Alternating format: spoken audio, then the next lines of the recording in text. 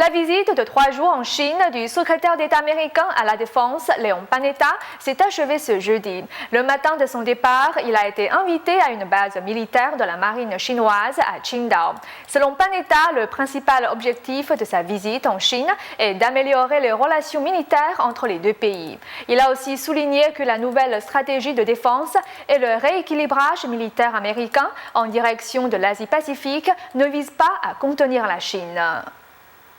Avant de quitter la Chine pour la Nouvelle-Zélande, Leon Panetta a été convié à visiter la flotte de la mer de Chine orientale. Il fut le premier secrétaire d'État américain à la Défense à visiter les infrastructures de la marine chinoise. Cette visite est en grande partie interdite aux journalistes. Washington a toujours reproché à Pékin de manquer de transparence.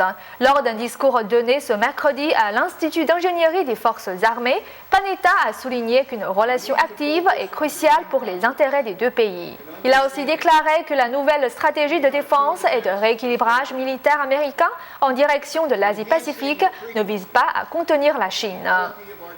It is an attempt to engage China and expand its role in the Pacific. It's about creating a new model in the relationship of our two Pacific powers. Les États-Unis et la Chine doutent mutuellement quant à la vraie intention envers l'Asie-Pacifique de l'autre partie.